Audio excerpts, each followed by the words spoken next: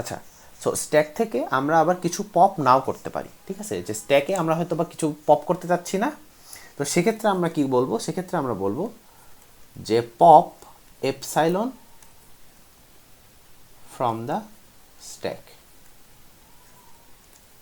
আচ্ছা, সো এই কথাগুলো আমরা একটু মাথায় রাখি। এখন আমরা আমাদের যেই কি বলে যে পুশ ডাউন অটোমেটন যেটা, সেটা আমরা ডিজাইন করি। সো আমাদের ল্যাঙ্গুয়েজটা কীরকম? ল্যাঙ্গুয়েজটা হচ্ছে O of n, one of n, এবং এইখানে লেটসে ধরে নিলাম এন এর ভ্যালু হচ্ছে 0 থেকে বড়, ঠিক আছে? এটা আমরা ধরে নিলাম। তো আমরা এক কাজ করি, আমরা এই জিনিসটা লিখি, ইনিশিয়াল স্টেট দিলাম Q0,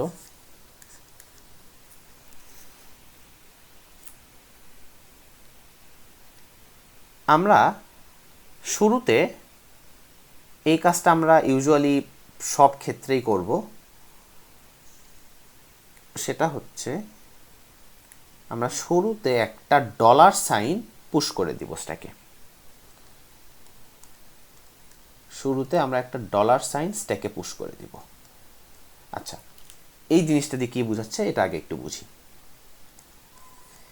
দেখেন, আমরা কি বলছিলাম উপরে? উপরে আমাদের এই সিম্বলটার মিনিং কি? যে প্রথমে এই নোটেশনটার মিনিং কি? শুরুতে থাকবে সিম্বল, তারপর থাকবে পপ, এরপরে থাকবে পুশ। তো এখন আমাদের এই জিনিসটা দ্বারা তাহলে কি বোঝাচ্ছে? এই জিনিসটা দ্বারা বোঝাচ্ছে যে আমি আসলে আমার যে স্ট্রিংটা আছে সেই স্ট্রিং থেকে কোনো সিম্বল এখনও রিড করি নাই, এই যে এপসাইলন, মানে হচ্ছে যে আমি এখনও কিছু রিড করি নাই। সেকেন্ডটা দিয়ে কী বোঝাচ্ছিল? সেকেন্ডটা দিয়ে বোঝাচ্ছিল আমি কি পপ করছি। বাট দেখেন এখানে কি দেওয়া? পপ হিসাবে দেওয়া হচ্ছে এপসাইলন, তাই না? এর মানে হচ্ছে আমি আমার স্ট্যাক থেকে কিছু পপও করি নাই, কারণ স্ট্যাক তো ফাঁকা, এখন তো চাইলেও কিছু পপ করা যাবে না। বাট এপসাইলন দিয়ে এখানে বোঝাচ্ছে হচ্ছে স্ট্যাকটাকে আমি কিছু পপ করি নাই। থার্ড যেইটা বোঝায় সেটা কি? সেটা বোঝায় হচ্ছে পুশ। কিছু পপ করে নাই, কিন্তু আমি ডলার নামে একটা সিম্বল পুশ করতেছি। এবং এখানে একটা কথা বলে রাখি যে dollar does not belong to, সেটা এটা কথাই লিখি, না হলে ঝামেলা হয়ে যাবে। Dollar does not belong to sigma, মানে যে sigma equal to 0, 1, sigma equal to AB যে লিখি, এই যে ডলার ওই সিগমার মধ্যে থাকবে না, এটা আমরা শুরুতেই বলে দিচ্ছি। আচ্ছা, তো এই কাজটা আমরা আসলে কেন করি? ঠিক আছে, এটা দেখবেন যে আমরা যত পুশ ডাউন অটোমেটন দেখব অলমোস্ট সব জায়গাতেই হয়তো বা এই কাজটা আমরা করব। ঠিক আছে, যে শুরুতে একটা ডলার পুশ করে দিব। রিজনটা হচ্ছে আমাদের স্ট্যাকের যে আমরা তলানিতে আসি সেইটা ইন্ডিকেট করার জন্য আমরা ডলার হিসাবে আমরা মানে ডলারটাকে পুশ করে দিব। ঠিক আছে, মানে এভাবে চিন্তা করেন যে আমরা ধরা যাক স্ট্যাকে পুশ পপ করতেছি, করতে করতে একটা সময় যে আমরা ডলার রিচ করছি। সো ডলার রিচ করা মানে কি? আমরা চিন্তা করেন স্ট্যাকে আমি যদি শুরুতেই ডলারকে পুশ করি, এরপর আমি উপরে যত যা পুশ পপ করি না কেন, কোনো সময় আমি যদি দেখি যে আমার স্ট্যাকে এখন আমি ডলার দেখতে পাচ্ছি টপ এলিমেন্ট হিসাবে, তাহলে আমি বলতে পারি না যে আমি একদম তলানিতে চলে আসছি, কারণ এই ডলারটাকেই তো আমি সবার প্রথমে পুশ করছিলাম। সো কোনো কারণে ফিউচারে আমি পুশ পপ করতে করতে যদি টপ এলিমেন্ট হিসাবে ডলারকে দেখি বা পপ করতে যেয়ে যদি আমি ডলারকে পাই, তাহলে আমি বলতে পারি যে আমি স্ট্যাকের তলানিতে পৌঁছে গেছি। সো এই যে স্ট্যাকের তলানিতে পৌঁছে গেছি, এই জিনিসটা ইন্ডিকেট করার জন্য আমরা ডলার সিম্বলটাকে ইউজ করি। ঠিক আছে? আচ্ছা, এই এই এই জিনিসটা একটু খেয়াল রাখবে। তো প্রথমে আমরা ডলারটাকে পুশ করলাম, ভালো কথা।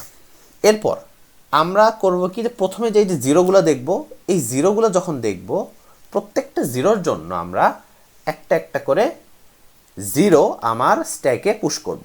এই যে একটু আগে যে আইডিয়াটা বললাম, ডলার প্রথমে পুশ করলাম, এরপর প্রত্যেকটা জিরোর জন্য এই 0n-এর প্রত্যেকটা জিরোর জন্য আমরা একটা একটা করে জিরো পুশ করতে থাকবো। এখানে জিরোর বদলে অন্য কিছু পুশ করতে পারেন, এক্স পুশ করতে পারেন, ওটাও সমস্যা নেই। বাট মানে শুরুতে আমরা জিরোই পুশ করি। ঠিক আছে, মানে একটু আগে যে কথাটা বললাম আর কি, যে ওই স্ট্যাকের ভেতর আমার নট নেসেসারি যে সিগমার যেই সিম্বল ওগুলোই পুশ করা লাগবে, 0 1ই পুশ করা লাগবে, এটা নেসেসারি না। আমরা চাইলে অন্য কিছু অন্য সিম্বলও পুশ করতে পারি। তো আমরা এখানে 0ই পুশ করি। তো আমাদের শুরুতে যতগুলো 0 আছে প্রত্যেকটা 0-র জন্য আমি একটা করে 0 আমার স্ট্যাকে পুশ করব। তো ওটা তাহলে কীভাবে বুঝাবো? আমি একটা সেলফ লুপ দিব, প্রথমে 0 লিখব, এরপরে এপসাইলন লিখব, এরপর অ্যারো দিয়ে আমি 0 লিখব। এটা কি বোঝাচ্ছে? প্রথম 0 বোঝাচ্ছে যে আমি আমার স্ট্রিংয়ে 0কে রিড করছি।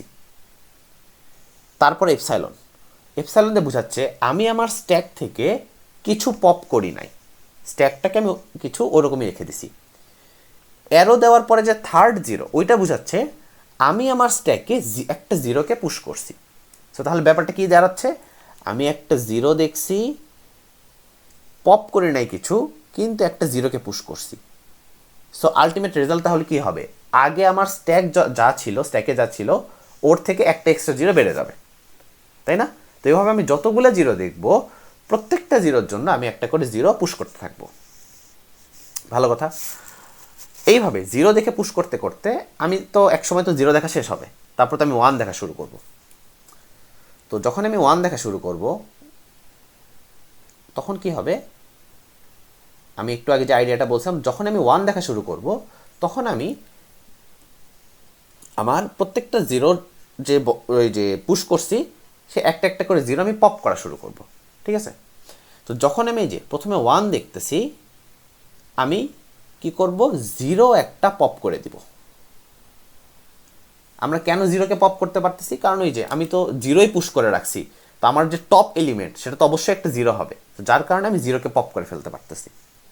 0কে পপ করলাম এবং আমি কিছুই পুশ করব না। একটা 1 দেখলে শুধু একটা 0কে পপ করে দিব, কিছু পুশ করতেছি না। আচ্ছা, দিয়ে আমি এই যে অন্য আর একটা স্টেটে যাব। ঠিক আছে? আচ্ছা, এটা একটু ছোট করে লিখি, নাহলে একটু ঝামেলা হবে। 1 দেখলাম, আমি একটা 0কে পপ করলাম, তারপরে একটা এপসাইলন পুশ করলাম বা কিছুই পুশ করলাম না। এরপর লেটস আমি Q2 স্টেটে গেলাম। আচ্ছা, বাই দ্য ওয়ে এটা কিন্তু অ্যাকসেপ্টিং স্টেট না, ঠিক আছে? এটা জাস্ট নর্মাল স্টেট। ওকে, সো Q2 স্টেটে গেলাম। এখন আমার কাজ কি? এরপরে আমি যত 1 দেখব আমি প্রত্যেকটা 1-এর জন্য একটা 0কে পপ করব এবং কিছুই পুশ করব না। ভালো কথা। এইভাবে দেখতে দেখতে আমি যদি কখনো ডলার হিট করি, তার মানে কি? ডলার হিট করা মানে হচ্ছে যে আমার কিন্তু আর কোনো কিছু দেখার দরকার নাই, মানে আমার কিন্তু কাজ শেষ, কারণ প্রত্যেকটা 0-র জন্য প্রত্যেকটা 1কে আমি ওই পপ করে ফেলছি। বা সরি, একটু অন্যভাবে বলি, যে প্রত্যেকটা 0 যে পুশ করছিলাম প্রত্যেকটা 1-এর জন্য ওই 0গুলোকে পপ করা শেষ। সো এইভাবে 1 পাইলে পপ করতে থাকবো, করতে করতে লেটসে আমার ওই স্ট্রিং রিড করা শেষ। স্ট্রিং যখন রিড করা শেষ তখন আমি কি করব? একটা এপসাইলন দেখব। এপসাইলন দেখে আমি আমার স্ট্যাক থেকে যদি ডলারকে পপ করতে পারি এবং কিছুই আমি পুশ করব না, এই কাজটা করে আমি কি করব? আমি অ্যাকসেপ্টিং স্টেটে চলে যাব। এই কথাটা আবার বলি, আমি শুরুতে 0 পুশ করছি, 1 দেখলে প্রত্যেকটা 0কে এক এক করে পপ করছি, প্রত্যেকটা 0-র জন্য প্রত্যেকটা 1 এভাবে ম্যাচিং করছি। ম্যাচ করা শেষ, ঠিক আছে? ম্যাচ করা যখন শেষ তখন আমার স্ট্যাকটা দেখতে কীরকম হবে? এইরকম হবে না যে জাস্ট একটা ডলার পরে আছে? এখন যদি আমি স্ট্যাকে কিছু পপ করি তাহলে আমি কি দেখব? একটা ডলার দেখব। তো ওই জিনিসটা এখানে লিখছি যে আমি কোনো আর ওই সিম্বল রিড, ওই স্ট্রিংয়ের কোনো সিম্বল রিড করতেছি না, কারণ স্ট্রিংয়ের সিম্বল রিড করা তো শেষ, যার কারণে এখানে এপসাইলন রিড করতেছি। কিন্তু স্টিল আমি যখন স্ট্যাক থেকে পপ করতে যাচ্ছি তখন আমি ডলার দেখতেছি। সো ডলার দেখা মানে কি? ওই যে আমি একটু আগে বললাম, ডলার দেখা মানে হচ্ছে এই ইন্ডিকেশন যে আমি আমার ওই স্ট্যাকের তলানিতে পৌঁছে গেছি, স্ট্যাকের এখন তলানিতে। সো তার মানে কি আমাদের কিন্তু উদ্দেশ্য সফল, যে আমরা প্রত্যেক 0-র জন্য প্রত্যেকটা 1কে ম্যাচ করে ফেলছি। সো তাহলে ওই ডলারকে পপ করে ফেললাম, আর তো কিছু পুশ করার দরকার নেই কারণ কাজ তো শেষ। অ্যান্ড ফাইনালি আমরা ওই যে Q3 যে অ্যাকসেপ্টিং স্টেট সেই স্টেটে চলে যাব। ঠিক আছে, সো এখন একটা মানে ইয়ে দিয়ে দেখাই, একটা এক্সাম্পল যদি দেই, লেটস সে 3টা 0 3টা 1 আছে, তাহলে আমার এই স্ট্রিংটার জন্য আমার এই জিনিসটা কীরকমভাবে কাজ করবে। তো শুরুতে Q0-তে থাকবে, Q0-তে থাকার পরে শুরুতে একটা ডলার পুশ হবে, ডলার পুশ হওয়ার পরে প্রথম 0-র জন্য একটা 0 পুশ হবে, এই যে এখানে প্রথম 0-র জন্য, এই যে এইটার জন্য প্রথম 0-র জন্য একটা 0 পুশ হবে। এরপরে দ্বিতীয় 0-র জন্য আমার আর একটা 0 পুশ হবে, এরপর তৃতীয় 0-র জন্য আমার আর একটা 0 পুশ হবে, 0-র কাজ শেষ। এবার Q1-এ থাকা অবস্থায় আমি এই যে 1 দেখলে কি করব, দেখেন 1 দেখলে আমি কিন্তু Q2-তে চলে যাব, এবং Q2-তে যখন আমি যাব তখন আমি 1 তো দেখছি, রিড করছি, তার সাথে স্ট্যাকে কি করব, আমার যে টপে যে 0টা আছে, টপ এলিমেন্ট হিসেবে যে 0টা আছে ওইটাকে আমি পপ করব এবং এপসাইলনকে পুশ করব। তাহলে কি দাঁড়াচ্ছে, এই যে টপ যে 0টা আছে এই 0টাকে আমি পপ করে ফেলবো বা মুছে ফেলবো, এই যে এই 1-এর জন্য, এই 1-এর জন্য প্রথম 0টাকে মুছে ফেললাম। এবার সেকেন্ড যে 1, এই যে এখন এই যে এই লুপে ঘুরবে, এখন এই যে এই লুপটাই ঘুরবে। সেকেন্ড যে 1, এই 1-এর জন্য কি হবে, এই 1-এর জন্য এই যে সেকেন্ড যে 0টা ওইটাও তখন পপ হয়ে যাবে। থার্ড 1-এর জন্য কি হবে, থার্ড 1-এর জন্য থার্ড যে 0 সেটাও পপ হয়ে যাবে। তো 1 পপ করা শেষ, সরি 1-এর জন্য 0 পপ করা শেষ। পপের কাজ যখন শেষ তখন কিন্তু আমাদের স্ট্রিং রিড করাও শেষ হয়ে গেছে। তো স্ট্রিং যেহেতু রিড করা শেষ, আমার তো আর কিছু বাকি নাই রিড করার মতো, তখন আমি কি করবো, এই যে এপসাইলন রিড করব, বা কোনো কিছু রিড না করে আমি কি করব, আমার স্ট্যাক থেকে একটা ডলারকে পপ করব। কারণ দেখেন স্ট্যাকে কিন্তু এখন আর উপরে কিছু নাই ডলারের ওপর, সো এখন যদি স্ট্যাক থেকে কিছু পপ করি তাহলে কি এই যে ডলারটা পপ হবে। সো তাহলে ডলারকে পপ করলাম,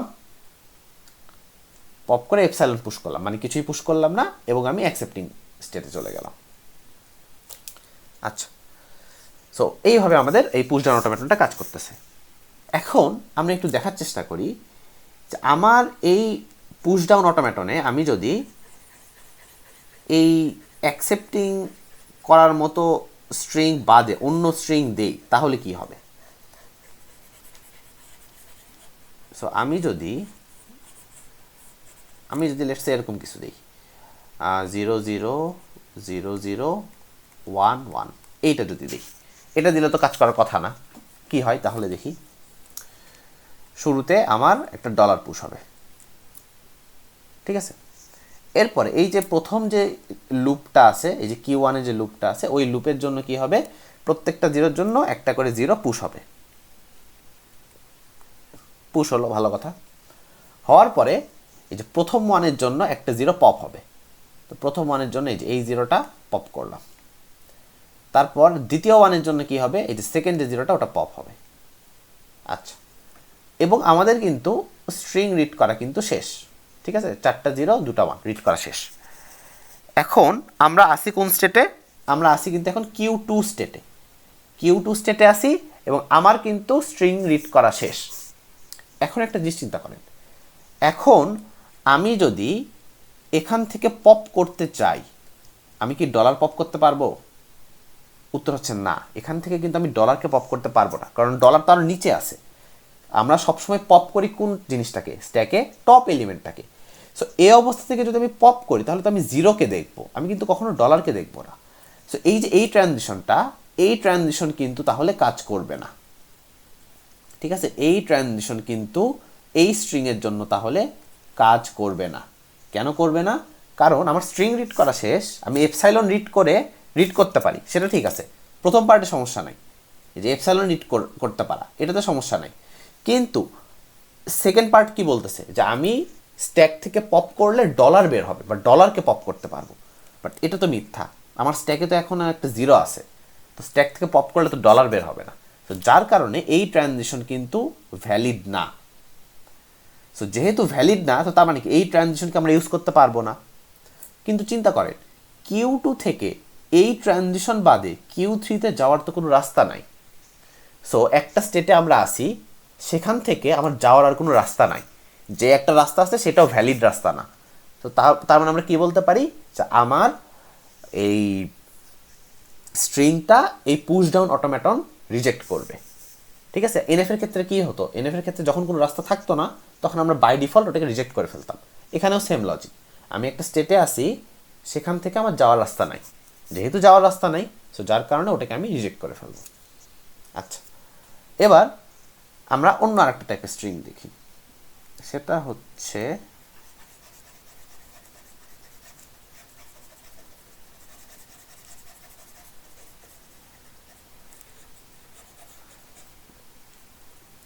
হচ্ছে এরকম যে আমাদের জিরোর সংখ্যা কম, 0 2টা, 1 আছে 4টা। এটা কি হবে? এটার জন্য যেটা হবে যে শুরুতে আমার ডলার পুশ করলাম, এরপর আমি 2টা 0 পুশ করলাম। পুশ করে প্রথম 1-এর জন্য আমার একটা 0 পপ হবে, ভালো কথা। দ্বিতীয় 1-এর জন্য আমার আর একটা 0 পপ হবে। এবং আমি এখন Q2-তে আসি। আমি এখন স্ট্রিংয়ে কোথায় আসি? এই যে স্ট্রিংয়ে কিন্তু আমি এখন এই পর্যায়ে আসি। এখনও কিন্তু আমার আরও 2টা সিম্বল রিড করা বাকি আছে। এখন একটু দেখেন তো, Q2 থেকে 1 রিড করে কোনো ট্রানজিশন আছে কি? দেখেন Q2 থেকে একটাই ট্রানজিশন আছে, সেটা হচ্ছে এপসাইলন রিড করে। Q2 থেকে 1 রিড করে কোথাও যাওয়ার কিন্তু কোনো ট্রানজিশন নাই, তাই না? তো যেহেতু Q2 থেকে 1 রিড করে যাওয়ার ট্রানজিশন নাই, সো যার কারণে আমরা কিন্তু এই ট্রানজিশনটা ইউজ করতে পারবো না।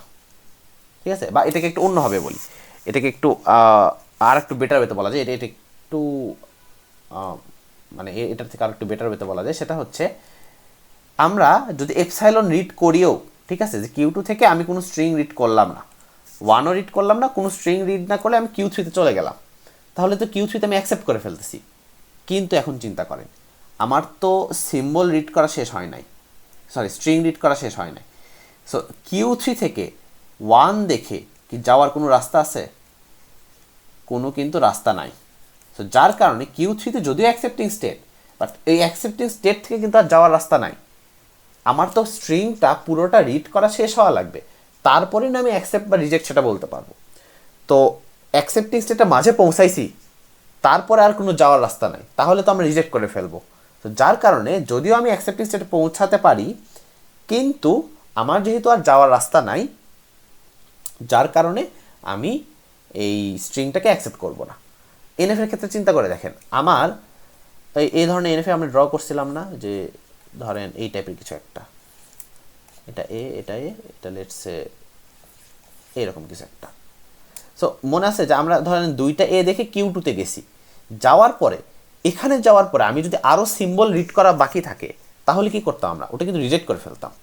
অ্যাকসেপ্টিং স্টেটে পৌঁছানোর পরেও আমাদের যদি আরও ট্রানজিশন দরকার পড়ে, কিন্তু সেই ট্রানজিশনগুলো যদি না থাকে, তাহলে কিন্তু আমরা ওই স্ট্রিংকে রিজেক্ট করি। সেম কথাটা এখানেও হচ্ছে, আমার 2টা 0 2টা 1-এর পরে আমরা হয়তো বা অ্যাকসেপ্টিং স্টেটে পৌঁছাই গেছি, কিন্তু তারপরে তো আর যাওয়ার রাস্তা নাই, যার কারণে এই স্ট্রিংকেও সে অ্যাকসেপ্ট করবে না। ঠিক আছে, সো নর্মাল এনএফএ ডিএফের ক্ষেত্রে আমার ট্রানজিশন কি আছে সেটা ম্যাটার করতো, বাট এখানে ট্রানজিশন কি আছে ওইটাও ম্যাটার করে, আমার স্ট্যাকের টপ এলিমেন্ট কি আছে ওইটাও ম্যাটার করে।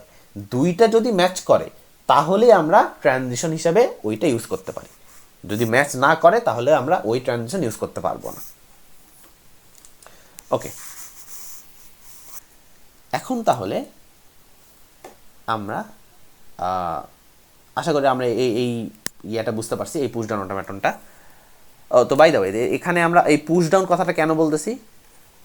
কারণ এই যে আমাদের স্ট্যাকের যেই প্রপার্টি, ওই প্রপার্টিটাকে আমরা ইউজ করতেছি এই অটোমেটনে। ঠিক আছে, যে আমরা কোনো একটা এলিমেন্টকে পুশ পপ করতেছি, পুশ পপ করে আমরা হয়তো বা কোনো একটা স্ট্রিংকে অ্যাকসেপ্ট করতেছি বা রিজেক্ট করতেছি। সো ওইখান থেকে আমাদের এই এই ধরনের যে মেশিনগুলা বা এই ধরনের অটোমেটনগুলো সেগুলোকে আমরা বলতেছি পুশ ডাউন অটোমেটন। ওকে, এখন ওইটারই একটা স্মল ভ্যারিয়েশন দেখব, সেটা হচ্ছে 0n 1n, কিন্তু n এর ভ্যালু হচ্ছে 0 সমান বা তার থেকে বড়। এই উপরেরটাই খেয়াল করেন, এই পুশ ডাউন অটোমেটনে আপনি যদি এরকম কিছু দিতেন, লাইক এমটি স্ট্রিং দিতেন, এমটি স্ট্রিং দিলে কিন্তু এটা অ্যাকসেপ্ট করতো না। ঠিক আছে, এমটি স্ট্রিং দিলে এটা অ্যাকসেপ্ট করতো না, নিজে একটু মিলাই দেখবেন। তো এখন আমরা চাচ্ছি যে আমি এমটি স্ট্রিংয়ের জন্য অ্যাকসেপ্ট করতে চাই, তো এইটা কীভাবে করতে পারি? তো প্রথমে যদি সহজ সলিউশনটা বলি, আগের জিনিসটাকে ড্র করি আবার।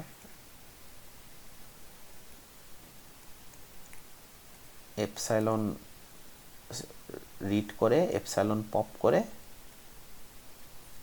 ডলার পুশ করলাম, এরপরে 0 রিড করে এপসাইলন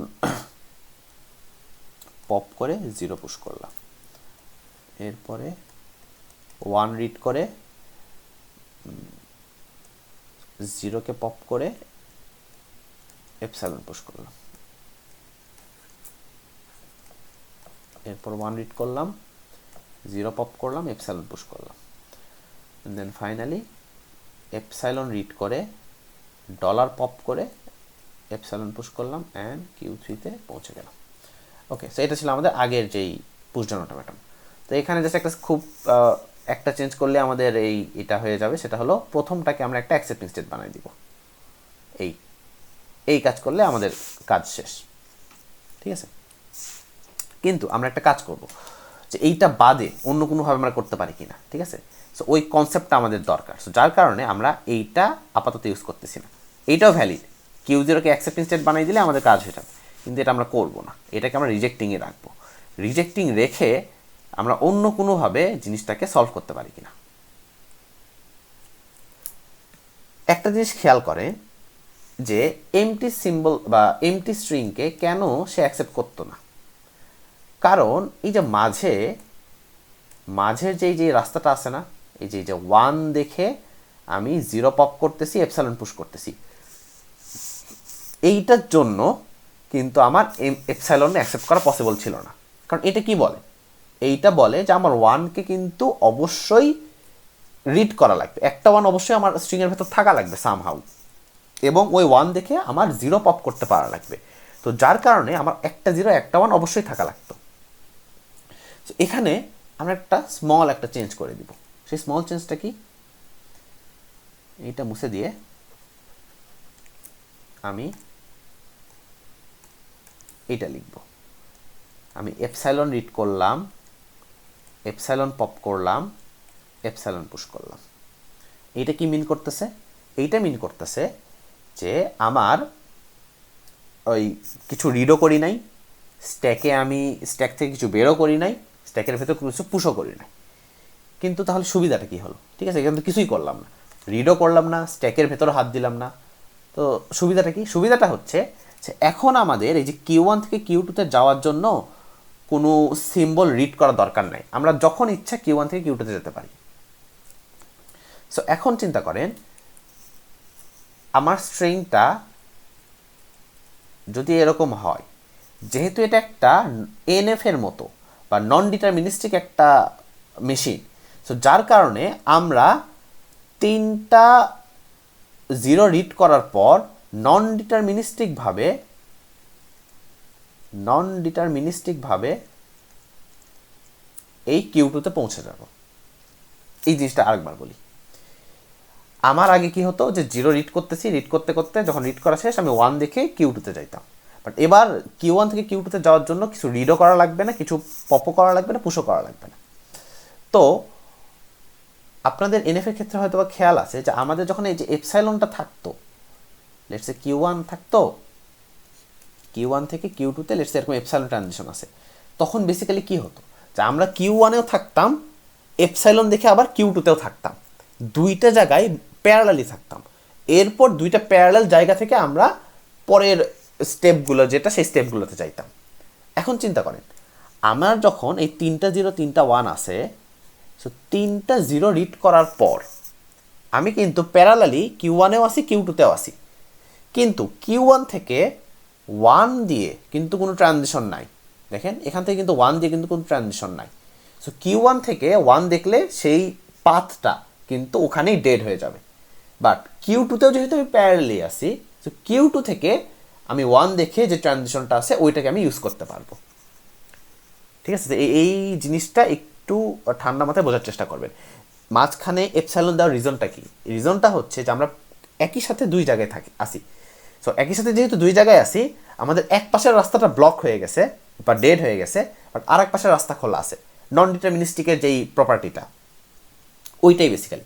সো এই যে নন ডিটারমিনিস্টিকের প্রপার্টি ইউজ করার কারণে এখন আমাদের এই যেই পুশডাউন অটোমেটন, সেটা কিন্তু এপসাইলনকেও অ্যাকসেপ্ট করতে পারে। কিভাবে পারে চিন্তা করে দেখেন। আমি Q0 থেকে Q1-এ কিছু রিড করলাম না, কিছু পপ করলাম না, একটা ডলার পুশ করলাম। তারপর Q1 থেকে কিছু রিড করলাম না, কিছু পুশ পপ করলাম না, Q2-তে গেলাম। দেন Q2 থেকে কিছুই রিড করলাম না, ডলারকে পপ করলাম, এপসাইলন পুশ করলাম। তো দেখেন এই যে রাস্তাটাতে নিলাম, এখানে কোথাও কিন্তু আমার 0 বা 1 রিড করার দরকার পড়ে নাই। সো আমরা কিন্তু এপসাইলনকেও অ্যাকসেপ্ট করে ফেলতে পারি। বাট উপরের সলিউশনটা কি ঝামেলা ছিল? উপরের সলিউশনটাই ঝামেলা ছিল যে আমি যখন Q1 থেকে Q2-তে যাওয়া লাগতো, আমার অবশ্যই একটা 1 রিড করাই লাগতো। ঠিক আছে, সো এই একটা খুবই ছোট্ট একটা পার্থক্য আছে। আচ্ছা, সো এইটারই আর একটু ভ্যারিয়েশন আমরা চিন্তা করতে চাই, সেটা হলো যদি আমাদের এরকম বলতো 0n 1n, যেখানে n এর ভ্যালু হচ্ছে 2 এর সমান বা তার থেকে বেশি। সো আমার অন্তত 2টা 0 থাকবে, অন্তত 2টা 1 থাকবে। তো এটা এখন কীভাবে করব? তো ব্যাপারটা এভাবে চিন্তা করেন, যদি 2টা 0 আর 2টা 1 আমার এনশিওর করা লাগে আমার যে স্টার্ট স্টেট আর যে ফাইনাল স্টেট বা অ্যাকসেপ্টিং স্টেট, তাদের মধ্যে যেন অন্তত 2টা 0 আমার হিট করে, সেই পাথের মধ্যে অন্তত 2টা 0 যেন হিট করে। তো সেটা আমি কীভাবে করতে পারি দেখেন। আমি Q0 নিলাম, প্রথম কাজ হচ্ছে কিছু রিড করলাম না, কিছুই পপ করলাম না, ডলার পুশ করলাম। এখন Q1 থেকে আমরা যেটা করব, শুরুতেই আগে আমরা দিব না, কি বলে সেলফ লুপ দিব না। শুরুতে সেলফ লুপ দিয়েও করা যায়, বাট আমরা দিচ্ছি না। আমরা যেটা করতেছি, Q1 থেকে 0 দেখে, Q1 থেকে আমি 0 দেখে কিছু পপ করতেছি না, বাট 0কে পুশ করতেছি, Q2-তে গেলাম। এবার Q2 থেকে 0 দেখে কিছু পপ করতেছি না, 0 পুশ করতেছি, Q3-তে গেলাম। এবার Q3-তে আমি একটা দিব হচ্ছে সেলফ লুপ। এইটা হচ্ছে আমার সেলফ লুপ, যেখানে 0 রিড করলাম, কিছুই পপ করলাম না, কিন্তু 0কে পুশ করলাম। এরপর Q3 থেকে 1 রিড করে 0 পপ করব, কিন্তু কিছুই পুশ করব না, এটাতে যাব Q4-এ। দেন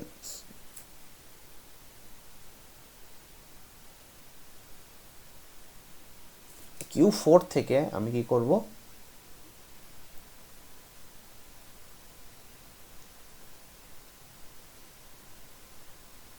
Q4 থেকে আমি Q5-এ যাব। 5-এ আমার 1 থেকে এটা যাব। দেন যাওয়ার পর Q5-এ আমি একটা সেলফ লুপ দিব 1, এটা দিতে দিতে আমার যখন 1 রিড করা শেষ, তখন আমি Q6-এ যাব। এটা অ্যাকসেপ্টিং স্টেট, কিছুই রিড করতেছি না, ডলার পপ করে এপসাইলন পুশ করতেছি। এখন দেখেন এইখানে কি হচ্ছে ব্যাপারটা।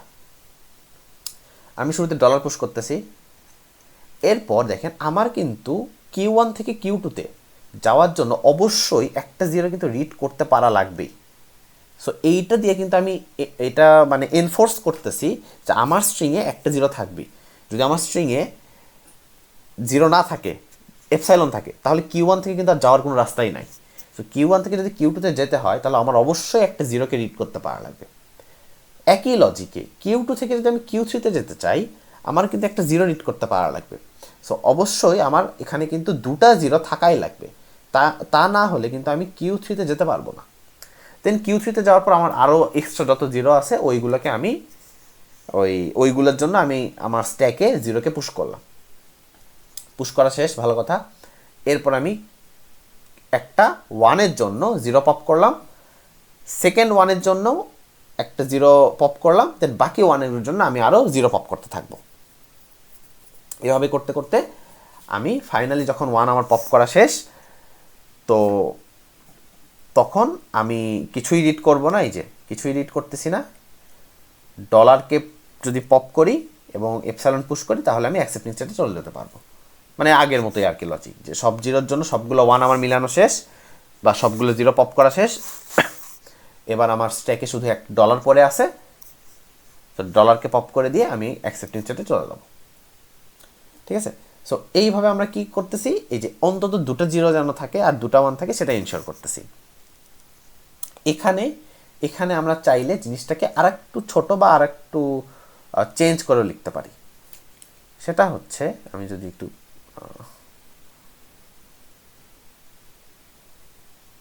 ইয়ে করি,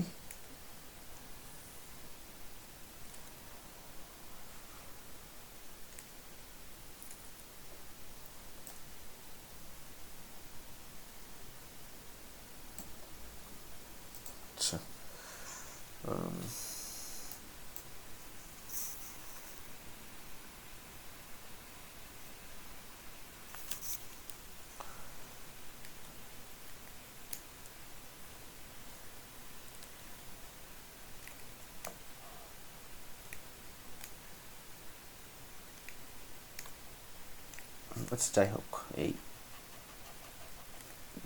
জিনিসটা কাজ করতেছে না, এখানে আমি চেঞ্জ করি।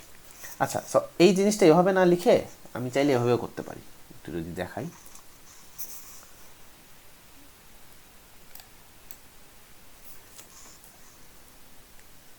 সেটা হচ্ছে,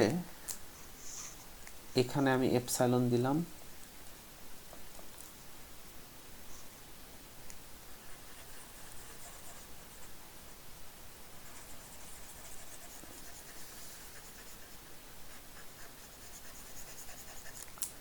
এখানে আমার ওয়ানের জন্য জিরো পপ করে এপসাইলন দিব, দেন ফাইনালি এপসাইলন দেখে ডলার পপ করে আমি এপসাইলন পুশ করলাম। একটু যদি খেয়াল করেন এই জিনিসটা আসলে কাজ করবে কেন, কারণ আপনি যখন শুরুতে অন্তত দুটা জিরো পুশ করতেছেন, দুটা বা দুটার বেশি জিরো পুশ করতেছেন, পুশ করার পরে আপনার Q5-এ বা অ্যাকসেপ্টিং স্টেটে পৌঁছার একমাত্র ওয়ে হলো প্রত্যেকটা ওয়ানের জন্য একটা করে জিরো পপ করতে পারা, তাই না? সো আপনি যদি দুইটা বা দুইয়ের বেশি জিরো আপনার স্ট্যাকে থাকে আর আপনি যদি সবগুলো জিরোকেই পপ করতে চান, তাহলে তো আপনার অন্তত দুটা ওয়ান তো লাগবেই। সো জিরো যদি দুইয়ের বেশি পুশ করে থাকেন, তাহলে কিন্তু এই একটা ট্রানজিশন দিয়েই আপনি কিন্তু এটাও ইনশিওর করে ফেলতেছেন যে ওয়ানও আমার দুটা অন্তত আছে। ঠিক আছে, আমার আলাদা করে দুটো ট্রানজিশন দেওয়ার দরকার নেই, কারণ দুটা জিরো পুশ করছেন, তারপর আরও এক্সট্রা জিরো পুশ করছেন, পুশ করে আপনি যখন ওয়ানের কাছে আসতেছেন, ওয়ানের কাজ করতেছেন, তখন প্রত্যেকটা ওয়ানের জন্য একটা করে জিরো পপ করতেছেন। বাট আমার জিরোর সংখ্যা কিন্তু অন্তত দুটা আছেই, তাই না? এই যে এই ট্রানজিশনটা দিকে খেয়াল করেন, এইখানে আমার কিন্তু জিরো অলরেডি দুই বা দুইয়ের বেশি আছেই, জিরোর সংখ্যা দুই বা দুইয়ের বেশি। সো আমি যদি ওয়ান দিয়ে ওই জিরোকে কাটাকাটি করতে চাই, তো ওয়ানের সংখ্যাও তো অন্তত দুটা হওয়াই লাগবে, একটা ওয়ান দিয়ে তো আর আমি দুটো জিরো পপ করতে পারবো না। সো যার কারণে আমি এই ট্রানজিশনটা দিয়েও মানে আমি ওই সেম জিনিসটাই করতে পারি, আমার দুটা আলাদা ট্রানজিশন দেওয়ার দরকার নেই। একটু আগে যেটা দেখালাম, ঠিক আছে, ওটা একটু রিডান্ডেন্ট ছিল, বাট এইটা এভাবে যদি করি এইটাও কমপ্লিটলি ভ্যালিড, সমস্যা নেই।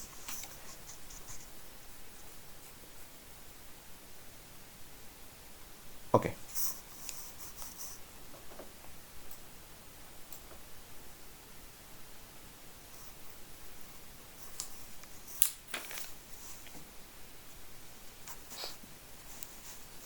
এরপরে আমরা আরেকটা দেখি, সেটা হচ্ছে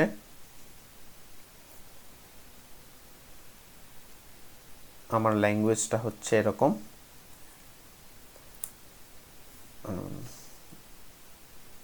0i 1j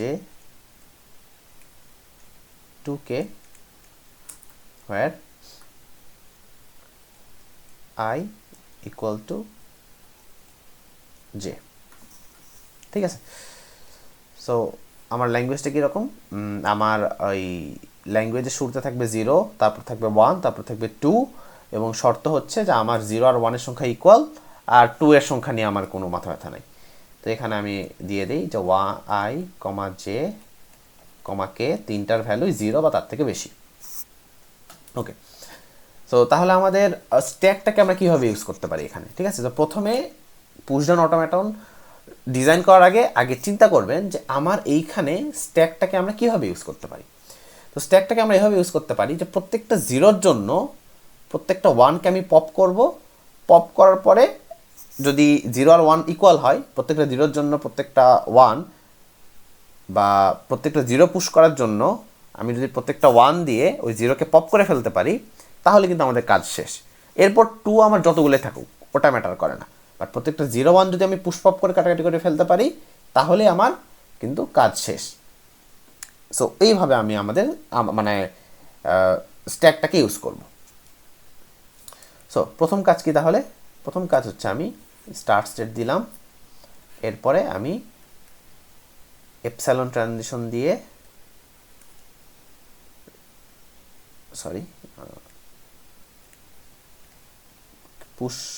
পপ করলাম না কিছু, কিন্তু ডলার পুশ করলাম, Q1-এ গেলাম। আচ্ছা, Q1-এ থাকা অবস্থায় আমার কাজ হচ্ছে প্রত্যেক 0-র জন্য একটা করে 0 পুশ করা। প্রত্যেকটা 0-র জন্য আমি পপ করতেছি না কিছু, বা 0 পুশ করতেছি। এখানে 0 পুশ না করে আপনি যদি XYZ এরকম কিছু পুশ করেন তাও সমস্যা নেই, ঠিক আছে, বাট আপাতত 0-ই পুশ করতেছি। প্রত্যেক 0-র জন্য একটা 0 পুশ করলাম।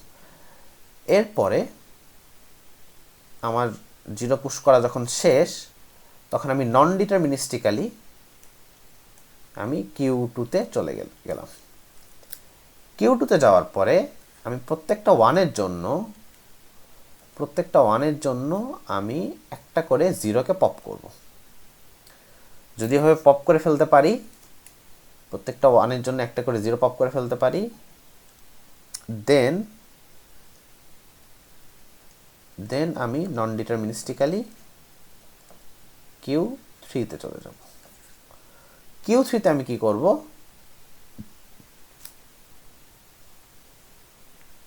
আচ্ছা এখানে একটা কাজ করি, এখানে এটা লিখি, এপসাইলন রিড করে ডলার দেখে আমি এপসাইলন পুশ করলাম, বা ডলারকে পপ করে আমি এপসাইলন পুশ করলাম।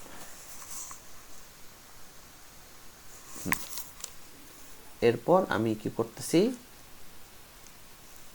এরপর আমি 2-কে দেখে কিছুই পপ করতেছি না, কিছুই পুশ করতেছি না। এটা করতে করতে যখন কাজ শেষ,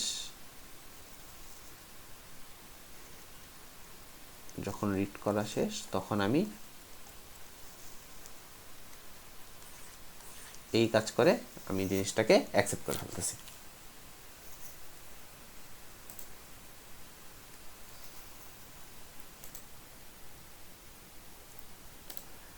আচ্ছা, সো এখন দেখেন তো এটা আমাদের কীভাবে কাজ করবে। তাহলে শুরুতে আমি ডলার পুশ করতেছি, ডলার দিয়ে কী বোঝাচ্ছে, আমার স্ট্যাকের যেই তলানি বা স্ট্যাকের একদম নিচের যে পয়েন্ট সেটা মেনশন করতেছি, স্ট্যাকের একদম তলানির যে অবস্থা। এরপরে প্রত্যেকটা 0-র জন্য আমি কি করতেছি, ডলারের ওপরে একটা একটা করে আমি 0 পুশ করতেছি। দেন আমার যখন 0 পুশ করা শেষ, তখন আমি নন ডিটারমিনিস্টিক্যালি যখন 1 আসতেছে, সে 1-এর জন্য 0গুলোকে আমি পপ করতেছি। সবগুলো যখন পপ করা শেষ, তখন আমি কি করতেছি, আমি কোনো কিছু রিড না করে ডলার পপ করে আমি Q3-তে যাচ্ছি। সো এই যে ডলার পপ করতে পারা মানে কি, ডলার পপ করতে পারা মানে হচ্ছে যে আমি প্রত্যেকটা 0-র জন্য প্রত্যেকটা 1-কে আমি পপ করে ফেলতে পারছি, ঠিক আছে, প্রত্যেকটা জিরোর জন্য প্রত্যেকটা ওয়ানকে পপ করে ফেলতে পারছি। এরপর Q3-তে আমি শুধু 2 এর জন্য ট্রানজিশন রাখছি। Q3-তে যদি 2 দেখি তাহলে আমি ওখানেই থাকবো, স্ট্যাকে আমি আর কিছু পুশ পপ করবো না। দেন ফাইনালি যখন আমার এই কি বলে যে 2 রিড করা শেষ, তখন আমি ফাইনালি এপসাইলন দেখে এপসাইলনটা পুশ করে এপসাইলন পপ করে এপসাইলন পুশ করে আমি Q4-এ চলে যাব। সো এখন আপনারা যদি একটু চিন্তা করেন যে যদি এই ধরনের কিছু থাকে তাহলে কি হবে, 1 1 1 2, এই ধরনের স্ট্রিং কিন্তু অ্যাকসেপ্ট করার কথা না, ঠিক আছে। এখন আমরা একটু দেখি যে আসলে সে রিজেক্ট করে কিনা। প্রথমে ডলার পুশ করলাম, ভালো কথা, ডলার পুশ করলাম। এরপরে 2টা জিরোর জন্য আমি 2টা জিরো পুশ করলাম। এরপরে 2টা ওয়ানের জন্য 2টা জিরোকে পপ করে ফেললাম। এখন আমি তো চাইলে এই যে Q2 থেকে এপসাইলন দেখে এই যে ডলারকে পপ করে, এখন দেখেন আমার বটম এলিমেন্ট বা আমার স্ট্যাকের যে টপ এলিমেন্ট যেটা, সেটা কিন্তু এখন ডলার হয়ে গেছে, কারণ একটা এলিমেন্ট আছে তো সেটাই তো টপ এলিমেন্ট হবে। তো এপসাইলন দেখে ডলারকে পপ করে কিন্তু আমরা চাইলে Q3-তে চলে যেতে পারি, কিন্তু ঝামেলা কোথায়, Q3-তে যাওয়ার পর এই Q3 থেকে কিন্তু 1-এর কোনো ট্রানজিশন নাই। তো Q3-তে যখনই পৌঁছাবো আমি এরপরে যখন 1 রিড করব, 1 রিড করলে সে কিন্তু রিজেক্ট করে ফেলবে, ঠিক আছে। সো আমি যদিও Q3-তে পৌঁছাতেও পারি, আমার যেহেতু 1 নাই, তো যার কারণে এই স্ট্রিংটা সে অ্যাকসেপ্ট করবে না। আচ্ছা, আর আমরা যদি 0 আর 1-এর সঙ্গে ইকুয়াল হয়, লেটস সে 0 0 1 1 2 এরকম কিছু হয়, তাহলে কি হবে, ওই প্রত্যেক জিরোর জন্য বা প্রত্যেকটা 1 প্রত্যেকটা জিরোকে পপ করে ফেলার পর আমার এপসাইলন দেখে ডলারকে পপ করে যখন Q3-তে যাব, তখন আমি 2 এর যে ট্রানজিশন, সেই ট্রানজিশনটা আমি অ্যাপ্লাই করতে পারবো। কারণ আমার যদি ইকুয়াল 0 আর ইকুয়াল 1 থাকে, তারপর আমার কিন্তু শুধু 2ই বাকি থাকবে। তো সেই 2 এর ট্রানজিশন তো আমি এই যে এটা দিয়ে কমপ্লিট করে ফেলতেছি, এটা দিয়ে কমপ্লিট করে যখন কাজ করা শেষ, তখন আমি এই যে এপসাইলন ট্রানজিশন দিয়ে Q4 অ্যাকসেপ্টিং সেটে চলে যাব। এখন এখানে অনেকে বলতে পারেন, লেটস সে আমার 2 আছে হচ্ছে 5টা, আমি একটা 2 দেখেই যদি Q4-এ চলে যাই তাহলে কি হবে, একই লজিক, Q4-এ গেলাম ভালো কথা, বাট Q4 থেকে তো আর 2 এর জন্য কোনো ট্রানজিশন দেওয়া নাই। সো Q4-এ যাওয়ার পর সে কিন্তু তখন রিজেক্ট হয়ে যাবে। সো কেবলমাত্র আমি সবগুলো 2 দেখার পরে যখন Q4-এ যাব, তখনই আমি আমার স্ট্রিংটাকে অ্যাকসেপ্ট করব। ওকে, আশা করি এটা আমরা বুঝতে পারছি।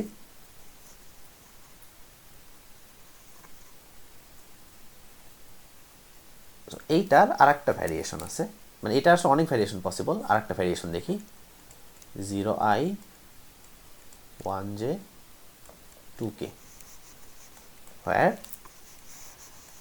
I equal to j or j equal to k। আচ্ছা, সো আমরা এর উপরে যেটা দেখলাম সেখানে কি ছিল, যে i equal to j, ঠিক আছে। তো এখানে সেটা বলে না, এখানে বলছে যে হয় i আর j ইকুয়াল হবে, অথবা j আর k ইকুয়াল হবে। এই দুইটা যে কোনো একটা যদি হয়, তাহলে আমি আমার স্ট্রিংকে অ্যাকসেপ্ট করে ফেলবো। সো আমাদের স্ট্রিংটা যদি দেখতে এরকম হয়, লেটস সে 0 0 0 1 1 1 2, এইটা আমরা অ্যাকসেপ্ট করব, আবার 0 1 1 2 2, এইরকম স্ট্রিংও আমি অ্যাকসেপ্ট করব, ঠিক আছে। হয় i আর j ইকুয়াল, অথবা j আর k ইকুয়াল। তো এই কাজটা তাহলে আমরা কীভাবে করতে পারি? তো এই কাজটা করার জন্য আমরা নন ডিটারমিনিজমের এই যে পাওয়ার, সেটাকে আমরা ইউজ করব। আপনাদের হয়তো মনে আছে, আমরা যখন দুইটা এনএফএকে ইউনিয়ন করতে চাইতাম, ঠিক আছে, দুইটা এনএফএ 1 আর এনএফএ 2, এদেরকে আমি যখন ইউনিয়ন করতে চাইতাম, আমরা কি করতাম, আমরা যেটা করতাম যে একটা ওই স্টেট দিতাম, স্টার্ট স্টেট, সেখান থেকে এনএফএ 1-এর যে স্টার্ট স্টেট, সেখানে একটা এপসাইলন ট্রানজিশন দিতাম, এখানে একটা এপসাইলন ট্রানজিশন দিতাম। এই কাজ করলেই কিন্তু আমাদের যে ইউনিয়নের যে ব্যাপারটা, সেটা কিন্তু হয়ে যেত। তো এখানেও কাইন্ড অফ সেম জিনিসই আমরা অ্যাপ্লাই করব। আমরা এপসাইলন ইউজ করে একবার এই যে i ইকুয়াল টু j এর কাজ করব, আর একবার j ইকুয়াল টু k এর জন্য যে কাজ, সেটা আমরা করব। ওকে, তো এইটা তাহলে একটু দেখাই কীভাবে হবে। আমরা যেটা করতে পারি যে শুরুতে Q0 দিলাম স্টার্ট স্টেট, এরপরে আমি এপসাইলন দেখে এপসাইলন পপ করে ডলার পুশ করলাম, এরপরে আমি Q1 গেলাম। এখন Q1 যাওয়ার পরে আমার তো দুইটা রাস্তা পসিবল, হয় আমার আই আর জে ইকুয়াল হবে অথবা জে আর কে ইকুয়াল হবে। তো আমি এক কাজ করি, এইখান থেকে আমি এই দিকে একটা রাস্তা দেই, এই দিকে একটা রাস্তা দিই। এইটা কি করে,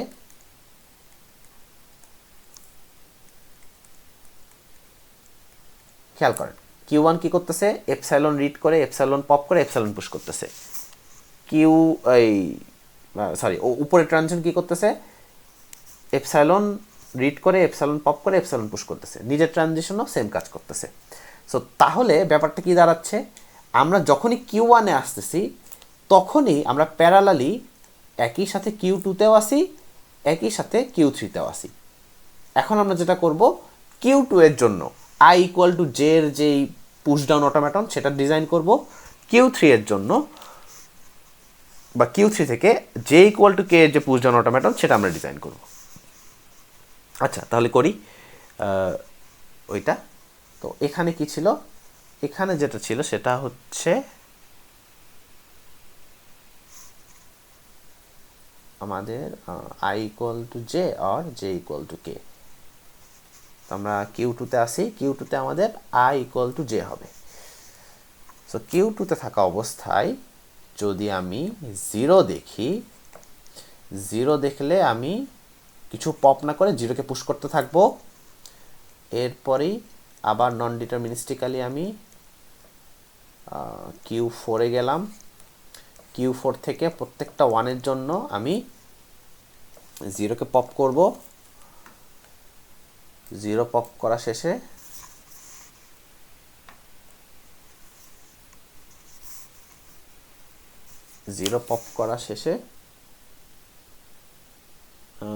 জিরো পুশ করলাম, 1 জন্য 0কে পপ করলাম। ওকে, 0 পপ করা শেষে আমার যদি ডলার দেখি, সো ডলারকে পপ করে এপসাইলন পুশ করব।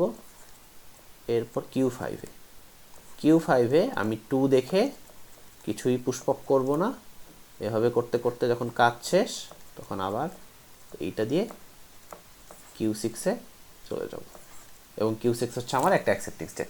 বেসিক্যালি এই যে আগে যে কাজটা করছি ওই সেম কাজটা এখানে আবার করলাম। আচ্ছা, তাহলে এটা কি ছিল, এইটা ছিল হচ্ছে I ইকুয়াল টু জে। এটা একটু রেড কালার একটু করে দেই। এই অংশটুকু ছিল basically I equal to j. Okay, এবার নিচের পার্টে আসে। নিচের পার্টে কি ছিল, নিচের পার্টে ছিল হচ্ছে আমার জে ইকুয়াল টু কে, ওইটা আমাদের বের করা লাগবে। সো দেখেন জে ইকুয়াল টু কে মানে কি, 1 এর সংখ্যা 2 এর সংখ্যা সেম হওয়া লাগবে। 0 সংখ্যা যতই থাকুক ওটা তো ম্যাটার করে না।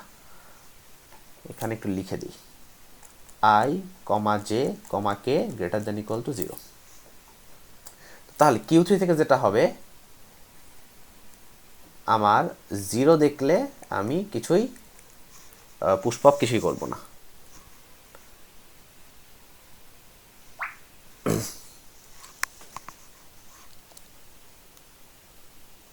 সো 0 দেখলে আমি পুষ্পক কিছুই করতেছি না।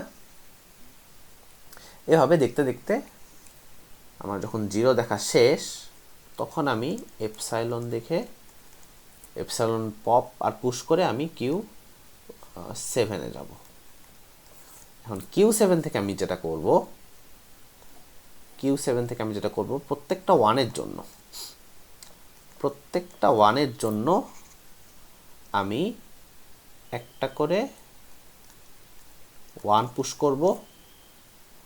1 পুশ করা শেষে আবার নন ডিটারমিনিস্টিক্যালি আমি Q8 যাব। 8 যে আমি প্রত্যেকটা 2 এর জন্য ওই একটা করে যে 1 নিছিলাম পুশ করছিলাম সেই 1গুলোকে পপ করে ফেলবো।